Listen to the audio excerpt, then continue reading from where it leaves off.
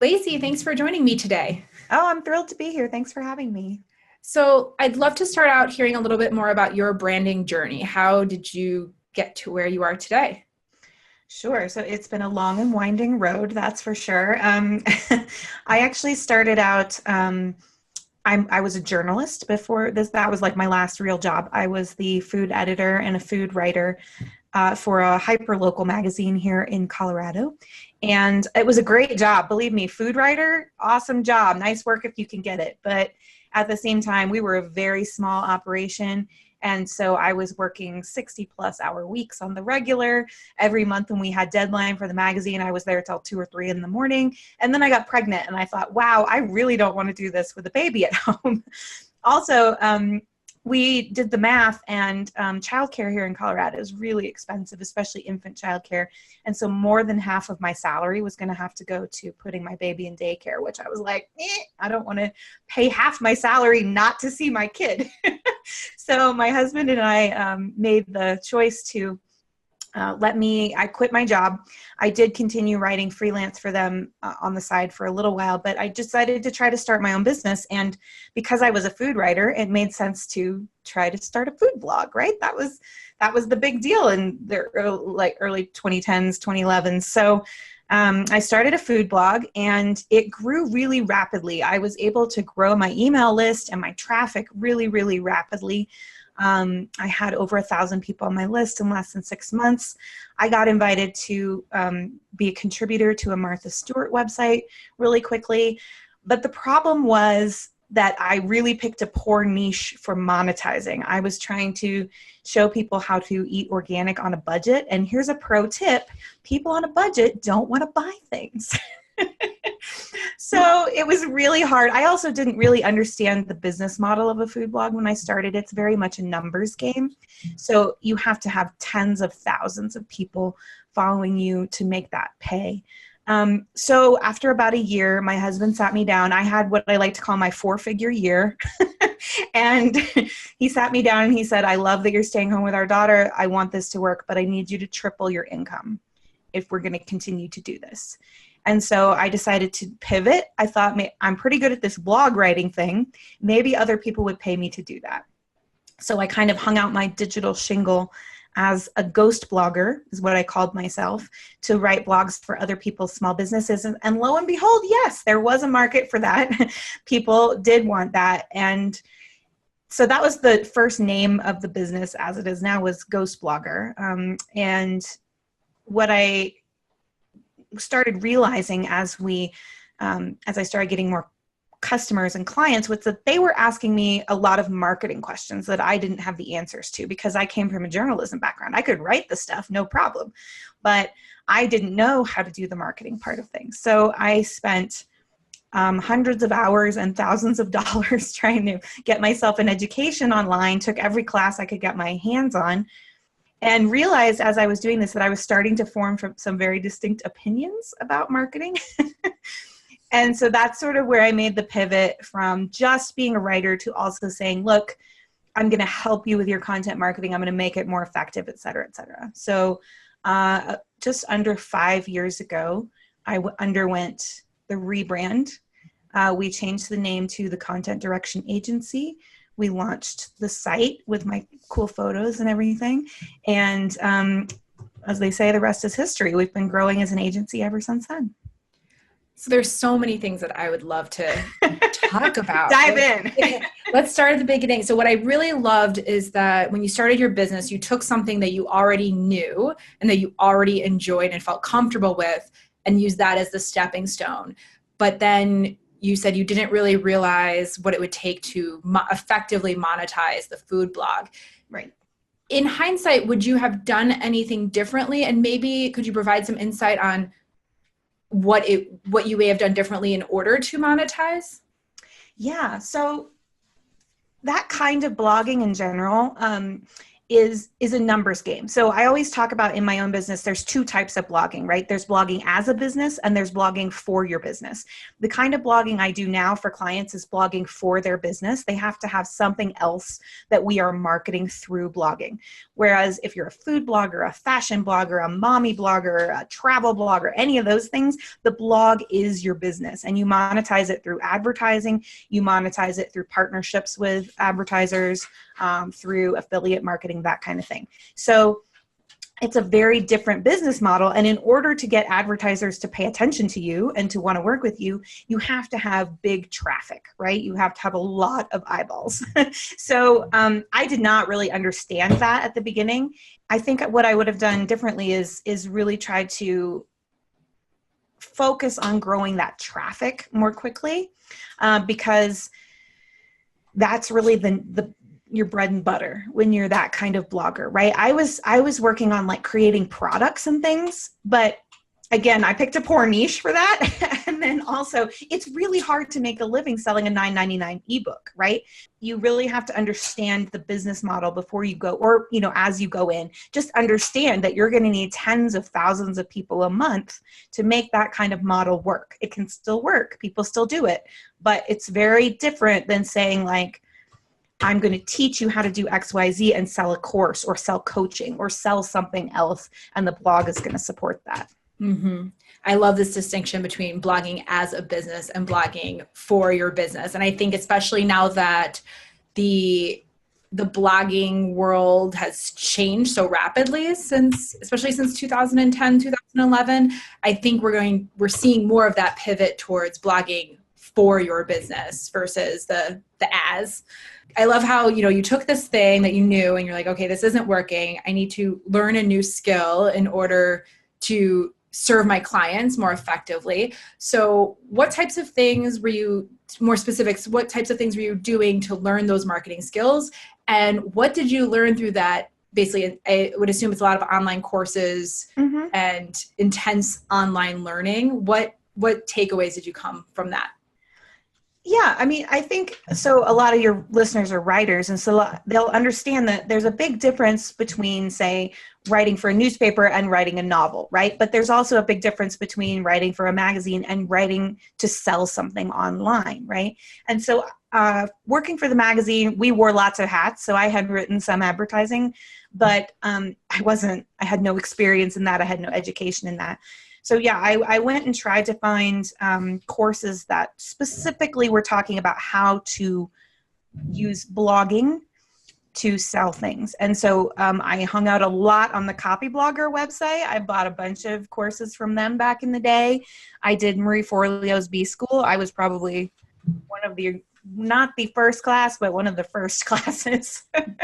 And then, just a bunch of other ones, anything I could find about copywriting and content writing that way, because it's just a different skill set, right? You're just employing your tools a little differently and understanding those frameworks. And what was fascinating to me at the time was that basically the copywriting frameworks are the same as they've always been. Like if you watched Mad Men, the same stuff they did, it's still the same. We're just using different channels and different mediums to communicate the same message. So like, for example, one of the things I say a lot is that I believe a blog is like one of those old school sales letters dripped out over time. You still have to hit all the same points that Mad Men would have hit in a letter, but you have to do it over time through your blogging and email marketing. So it's just a slightly different channel, a slightly different medium, but the goals and the way we achieve those goals are all still the same. Well, and what I like about this is you can learn a skill set. I think people get really tripped up by this idea that they have to be on top, like stay on top of everything and stay on top of all the trends. But the fact is that if you know how to write good copy and you know how to write good emails, sales pitches, whatever it may be, the writing skills are with you and the medium may change, but those skills are the same. Right. Once you learn a few basic skills about advertising and copywriting, they translate across anything. So even if the internet throws something totally new at us next year that nobody can vision right now, I believe the skills will still be the same. We'll just need to translate them to whatever the new medium is. So if we have a author or an entrepreneur who is really confident in their product. They know they have a good book, they know they have a great business or, you know, a great product line, whatever it may be, but they feel really hesitant about the marketing. What sort of things would you recommend to them? Yeah, well, the first thing I would say is that, you know, even if you're a writer, even if you're a confident writer, copywriting does not have to fall into your zone of genius. So if you choose to, you can absolutely learn these skills and translate your writing skills into copywriting skills. But at the same time, if you're picturing yourself as the CEO of your business, it may or may not be a good use of your time to do that thing, right? So just like I would never expect me to be able to go write a website from scratch in HTML, that's not in my zone of genius. I'm going to hire somebody to do that for me. There's no sin in hiring somebody to do something that doesn't fall in your passion zone, right? So that would be my first thing. But the second thing is, if you are a DIYer, if this is something you want to try, like, you can absolutely learn how to do this. The biggest thing about marketing is just keeping a couple of things in mind. First of all, who's your ideal customer? What's their pain point? And how does what you have solve the pain point? So even if you're a novelist, even if you're writing fun Sunday afternoon cozy mysteries, you're still solving a pain point, right? It may not be like, food creating oxygen, curing cancer kind of pain point, but it's still a pain point. Somebody wants to relax. Somebody wants to get their mind off their life. Somebody wants to just dive into a book that's cozy and feels good. That's a pain point. They want that, right? So when you understand what they want from you and how your product or service fulfills that, you can write copy that speaks to those things. So just to reiterate one more time, you have to know who you're talking to, right? Because the person who reads a cozy mystery is going to be very different from the person who wants a horror book, right? Second, you have to know what the pain point is. What do they want? And third, how does your product or service solve it? So once you know those three things, you can craft a marketing message pretty easily around whatever it is you want to sell.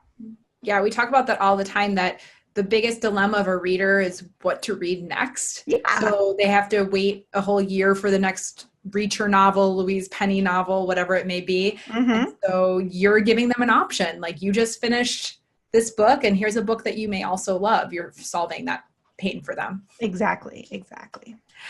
And so let's talk a little bit about, taboos, tips, writing, how to do it well, how to not do it not so well. I'm sure you've scanned so many sales pages, so many websites. What are the things that you see on websites and in terms of the copy that you're just like, ugh?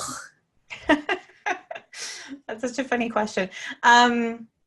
So we all have our pet peeves, right? We're all going to have words or phrases or things that are overdone. I certainly have, I work a lot with course creators and coaches. So there are certain phrases and things that I see over and over and over that are done to death. But I think a big one for me is like when people try to make their voice sound like something they're not.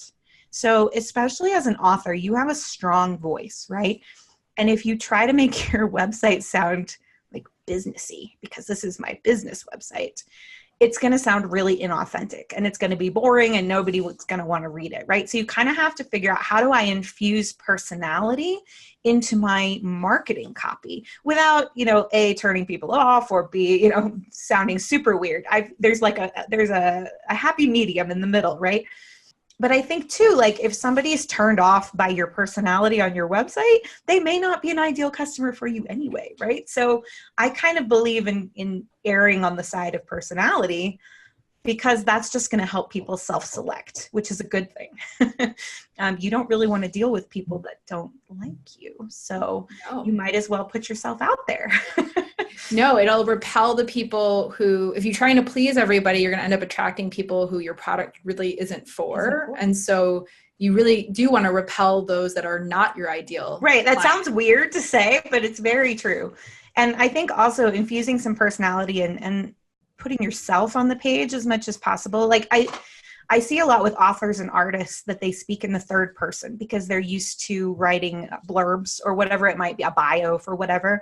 And so they say, Lacey Boggs is a blah, blah, blah, blah, blah. But I think it's more effective if it's in the first person, because then I get to know you. And one of my favorite sales coaches, Kendrick Shope, always says, all things being equal, people do business with people they know, like, and trust. And all things being unequal, people do business with people they know, like, and trust. So the way they get to know, like, and trust us is through the content we put out, whether that's a book, a blog post, a website, an email, whatever it might be. Fully agree. I think especially if it's an author website where it's their name is the domain name. I say that all the time. If this is yourauthorname.com, then it should come from you. It should have your personality. It's not a website for your publisher or for the book, which is, again, the business, a product, something else. If you are presenting this as your personal brand, as your author brand, then it should have your voice. Yeah. 100%. So you said you work a lot with small business owners and coaches. Tell us a little bit how you work with them, like who is your ideal client, and then what is the process for getting to know their voice, learning about their needs, developing their strategy. I'd love to hear that process. Sure. Yeah, so we work really with any personality-driven brand because that seems to be our sweet spot. So we've worked with everybody from a guy who sells pants for men through to, big name coaches, business course creators, doctors. We've worked with a few doctors and naturopaths. I mean, it runs the gamut really, but the thing they tend to have in common is that they have a strong personality and that they have struggled in the past with the idea of giving up their content because of that, right? So a lot of times our clients come to us and they think to themselves like, I can't hire somebody else to write my blog because people have gotten used to hearing from me. It has to come from me. They want me.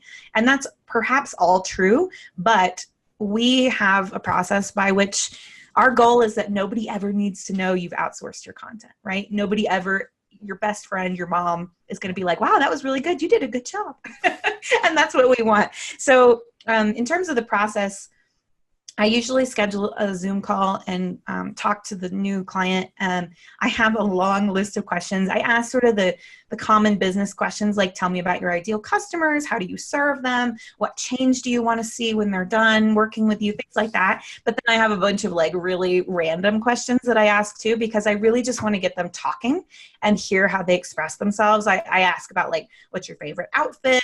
What magazines do you read? What are some brands you admire? Things like that, because that gives me an idea of their personality and how they work.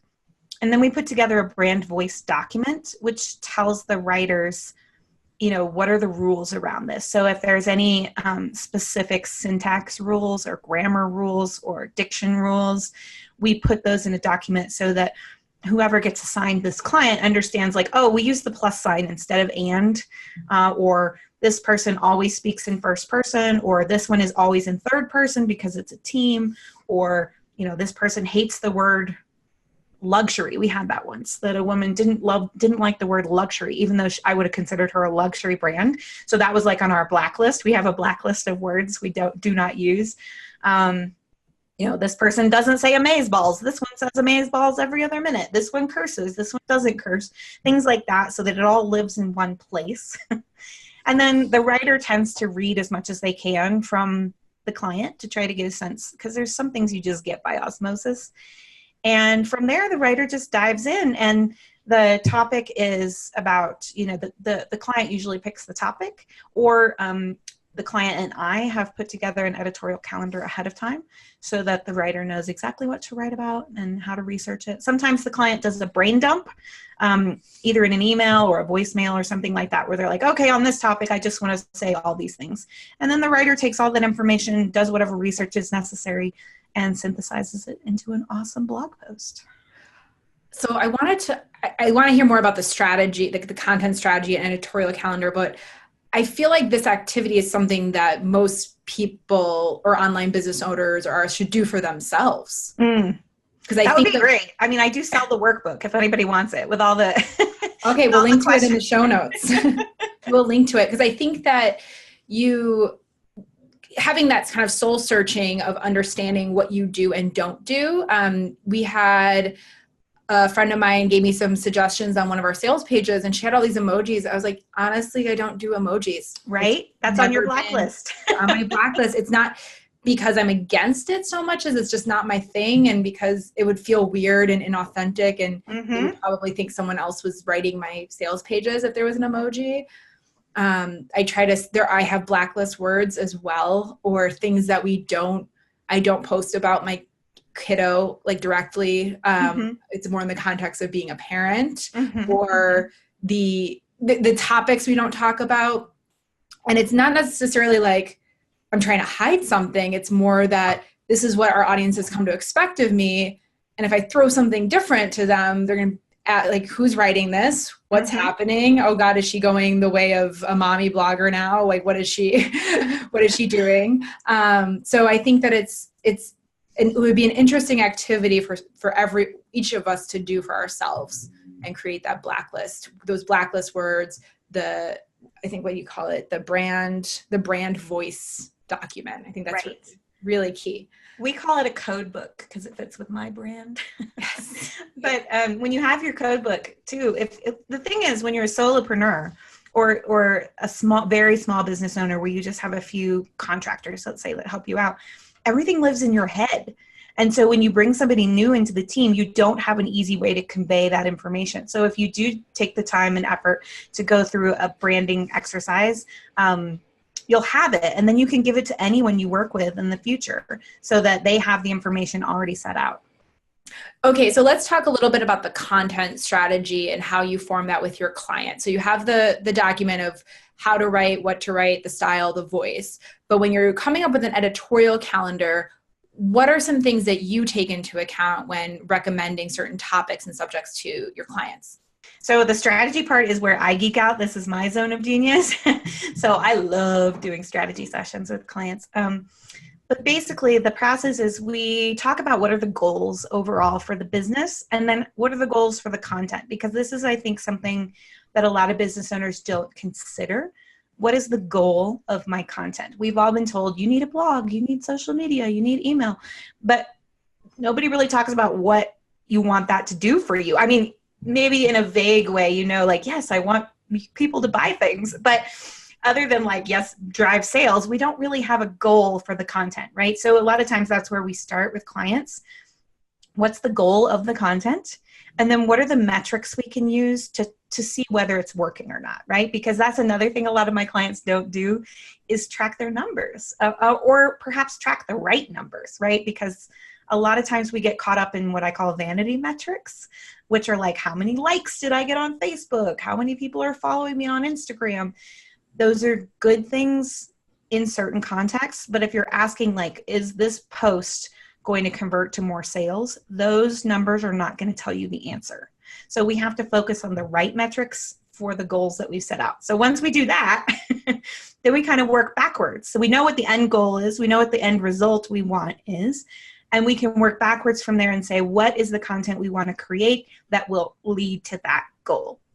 So a lot of times if we're launching a new product, if we know that we're going to have a sale, if there's some sort of natural sales cycle for somebody's business, we will develop the content based on those things so that it makes sense. We know what we're promoting at what time of year, and we can do it further out, because I see this problem a lot too. Somebody is like, oh, I'm going to launch a new product, and they don't even mention it until 2 weeks before it goes on sale. And then they don't understand why they didn't get enough people buying and so on and so forth. It's like, no. We need to be like dropping hints about this like 3, 4, 6 months out, and then building up everybody's excitement about it so that by the time you say it's ready to buy, they're like, take my money.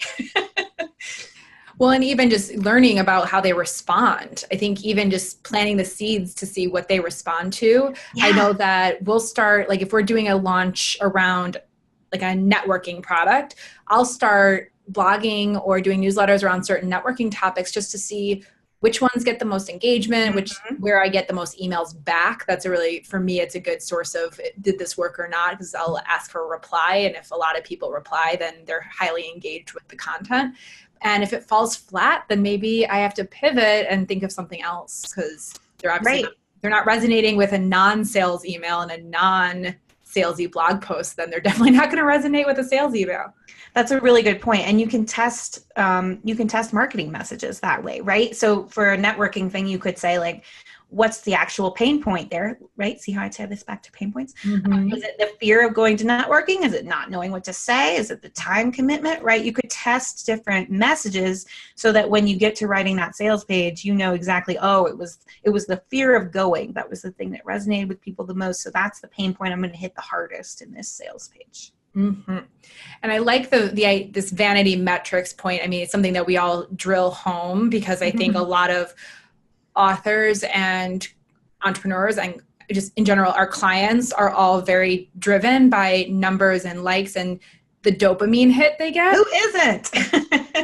Well, and I think it's interesting because, you know, I had going back to researching lots of different strategies and whatever, and I had heard a Instagram influencer who was saying that she quadrupled her engagement when she started posting more selfies. And so I was like, all right, I'm not above experimenting with anything. And I posted 30 selfies, 30 days. And sure enough, my engagement skyrocketed, but the click-throughs to my website did not. Mm-hmm. And if people are not coming off of the platform to read my blog, sign up for my newsletter, buy my products, then it really, those likes and comments are great, but it doesn't do anything. And then when I started incorporating more quote graphics, more excerpts from the blog posts with a call to link back to the website, then we started getting a lot more traffic to the website. So now I alternate between pictures and graphics. And so we have a mix of the engagement and the traction to the website. But it's easy to focus on the number of likes you have, the number of followers, versus how many people are coming to your site and what are they doing once they get there.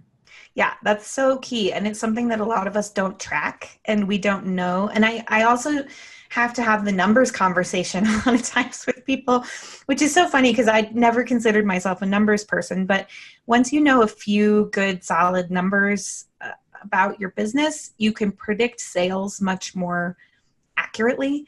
And so a lot of times I'll tell people, you know, the average conversion from a sales page is 1% to 3%. So if you want 100 sales, you need, like, I can't do the math in my head, but 10,000 people to hit that sales page, right?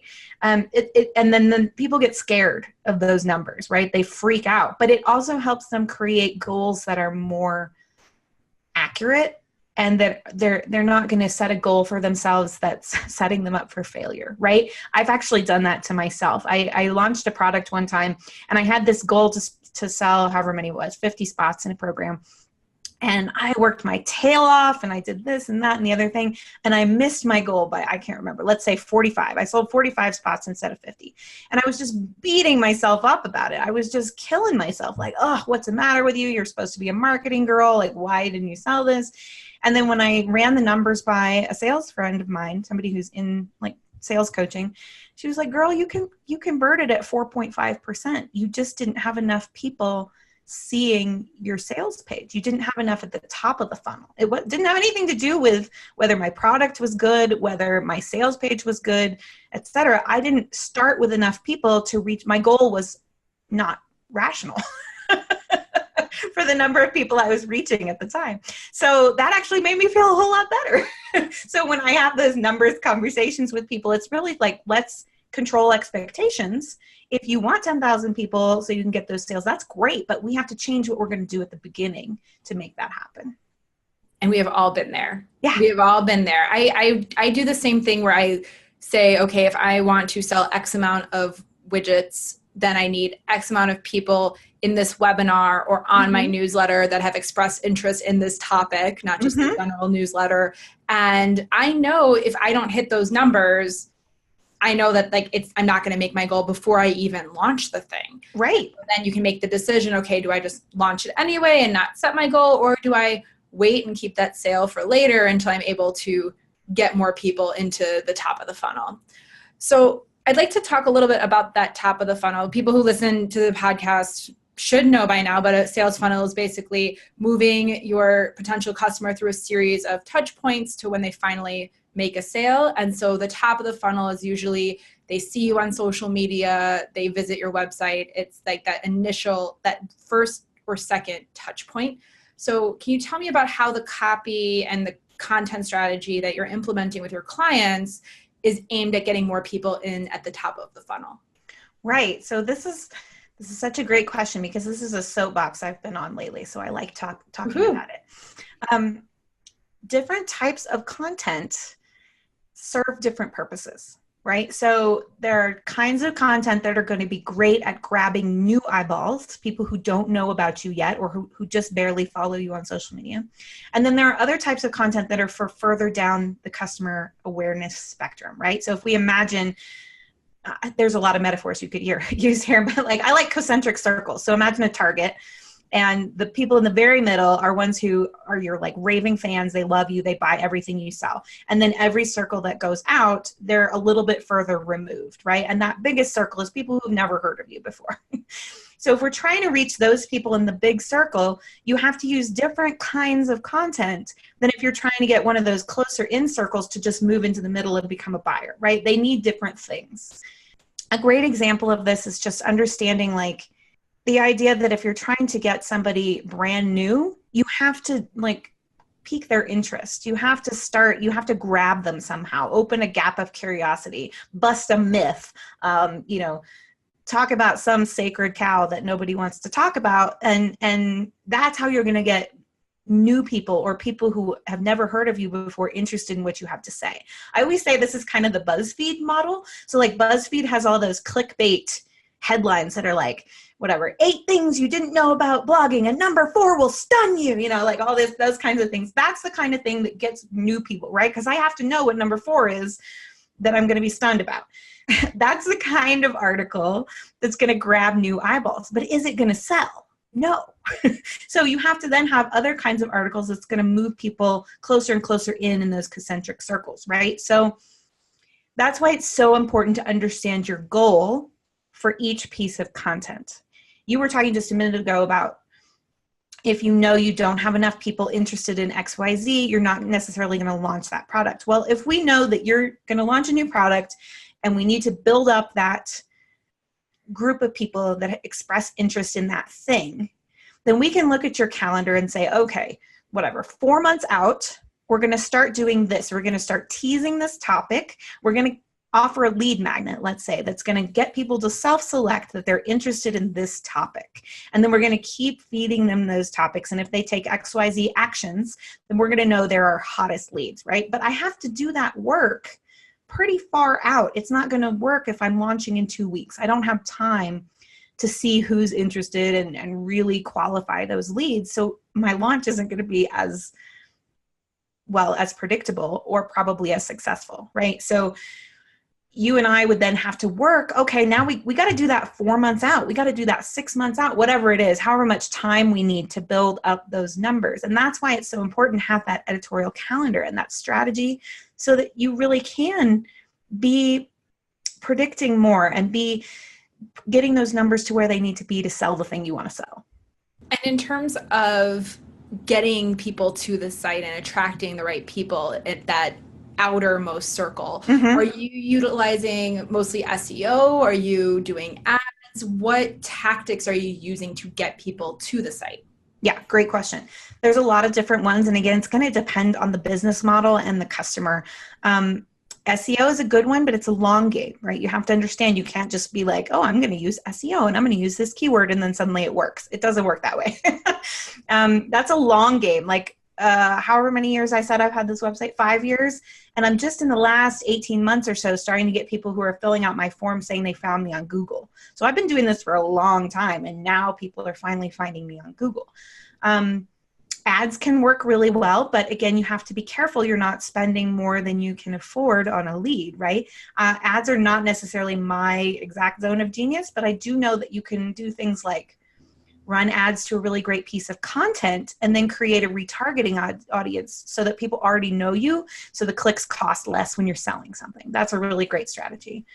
Another thing we use would be sort of free promotion. So I always ask people to do things that are really uncomfortable, like creating a hit list of people they'd like to share their content and then making it a point every week to ask 1 or 2 or 3 or whatever their goal is of those people to share that content.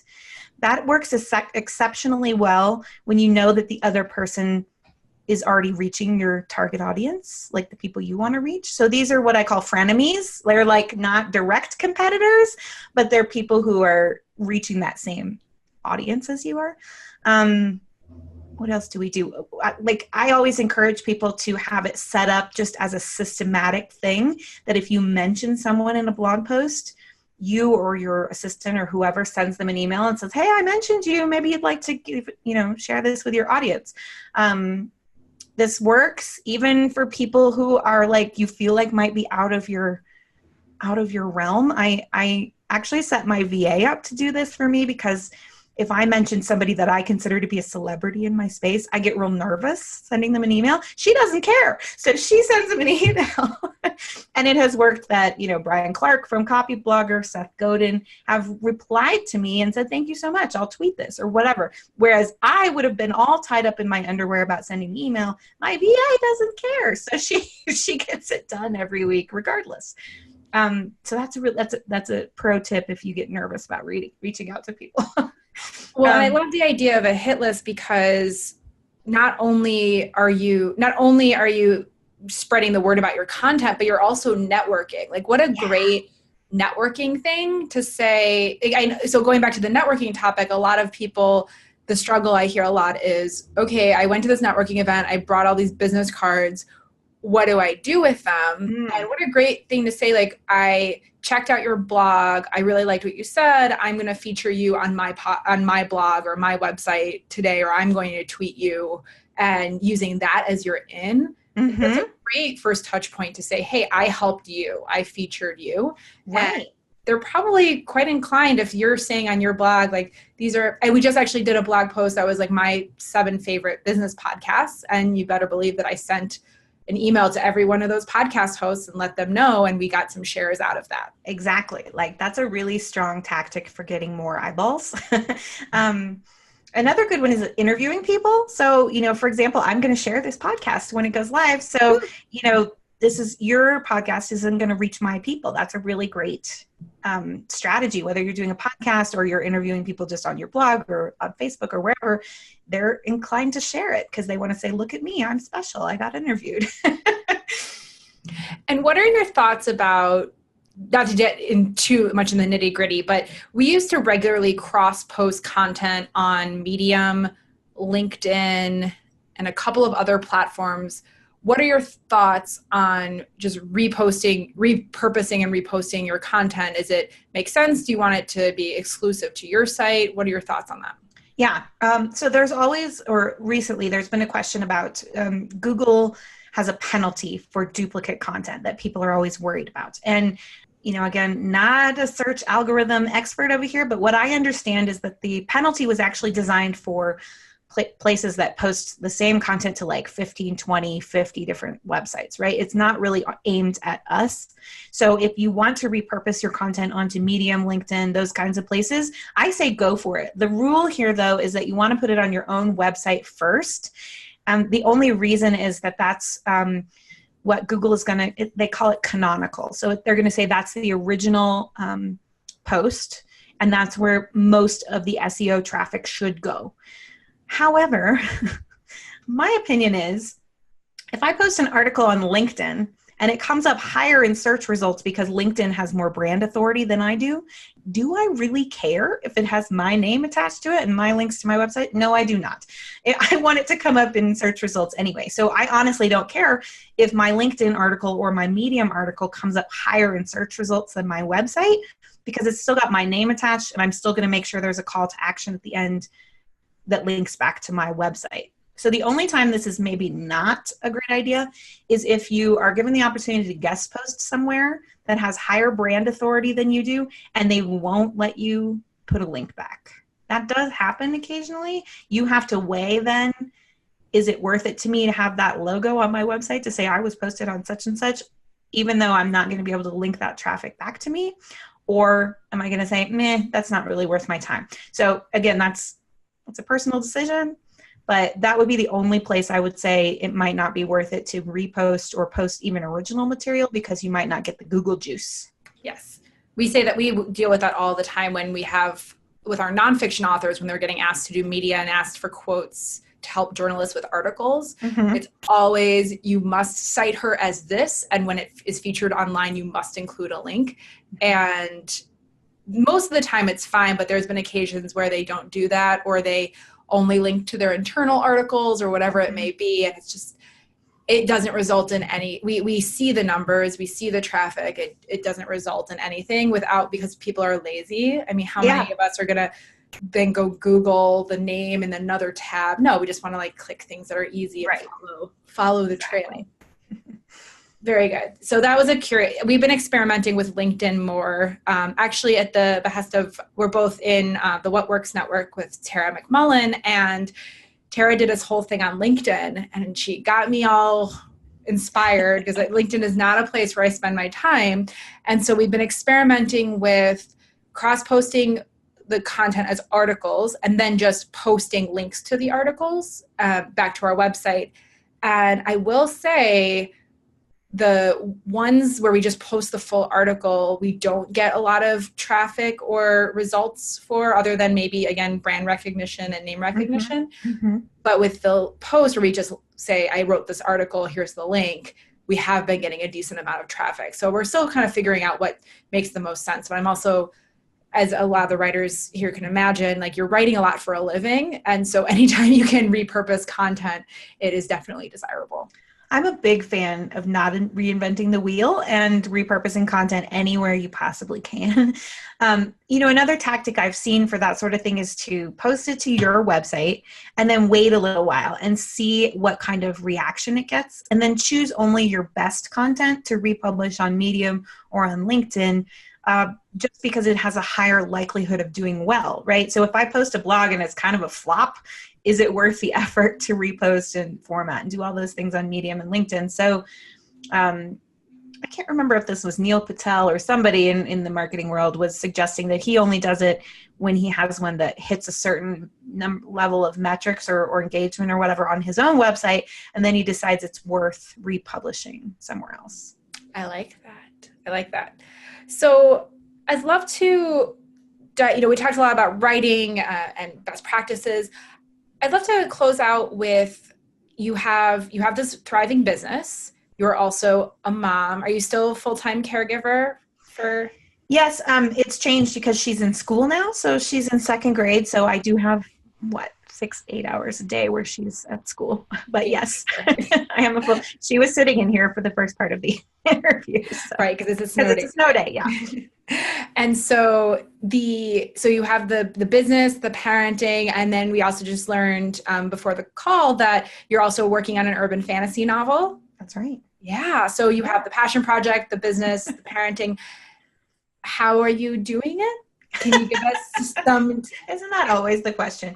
It is. I hear a lot of the authors tell me, no matter what they have in their life, whether they have 5 kids, 0 kids, dogs, aging parents, 1 job, 2 jobs, we are always wanting to figure out how everyone balances everything. So I'd love to hear, just for you personally, how you organize your day, how you prioritize, how you balance. Sure. Blend. I think balance is a myth.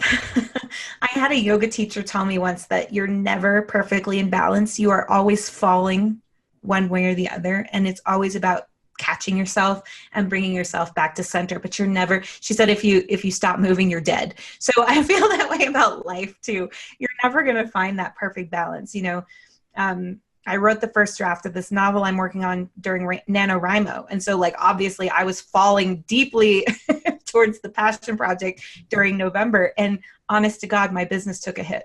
So, is that something I'm going to do again? Maybe, maybe not, or maybe I'll just plan better in the future, but you're never going to find that perfect balance, I don't think, first. So what I strive for instead is more like a blend, like you said, or freedom is a very big value for me. And so I've structured my business and my life to try to give me as much white space and freedom as possible.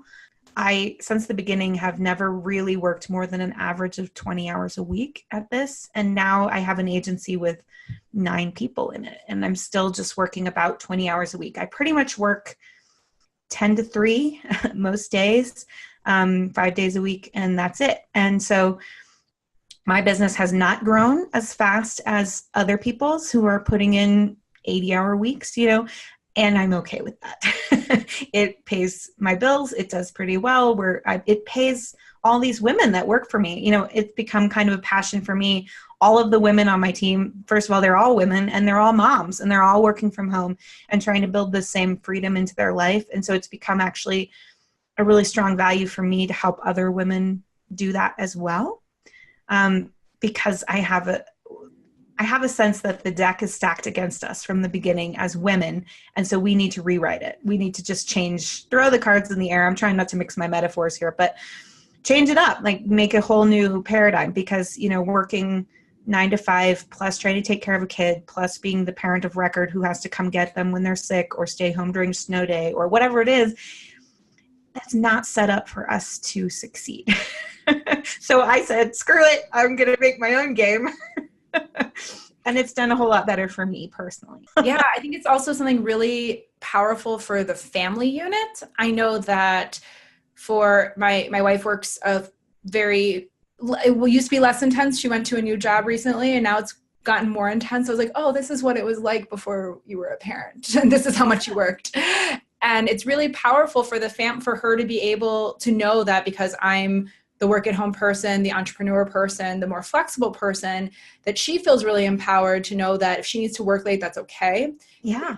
She needs that I'm going to be supportive of that if we have no school, because there's always no school for whatever reason on Friday, not only just, I'm staying home, but actually one of his friends from school, her mom had to work. So she's dumping her daughter at her house too. And so I think it's also really empowering for the family unit to have someone to be that person, that has a thriving job, feels rewarded by the work that they do, but then also can support the other person who doesn't have that flexibility necessarily. Right. My husband has a great job that he loves, but it's an hour commute each way. And he works for a university, so it's much more structured. We love that he has insurance and does great things like that. So the balance has been, very much that he has the structured traditional job and gets the good insurance. And I have the flexible job and get to be the one who, stays home on snow days or whatever it is to support the family in that way. And that's what that white space is for, right? Exactly. So that because we have white space, because you've created these really energetic boundaries around when you work and how you work, then you know that, okay, we're having a snow day here, but I can extend my day from 9 to 4 the following day if I need to catch up on whatever it may be. Exactly. And, I do this down to the calendar level. I have a habit of, if I think a task is going to take me an hour, I schedule 2 hours. For things like that, I schedule, whatever, more time than I think it's going to take me to drive somewhere. I think that's just my personality on one hand, but on the other hand, it's really great because then if something goes wrong, I'm not trying to juggle trying to catch up or fix or whatever. And if everything goes right and it doesn't take me 2 hours, then I have, again, white space to do something else, like write a book or cook a great meal or whatever it is, sit around and watch Netflix, whatever it is I need to do that day. Well, and it goes back to what you were saying before, like you're setting yourself up for success.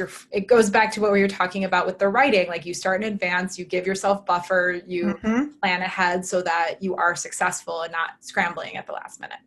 And I do have to say, if you're in a service-based business the way I am, or even probably if you're in a product-based business, if you want that kind of flexibility and freedom, you have to make sure the business supports that. So like I was having a conversation with a friend who's in PR recently, and she could not get over my hourly rate.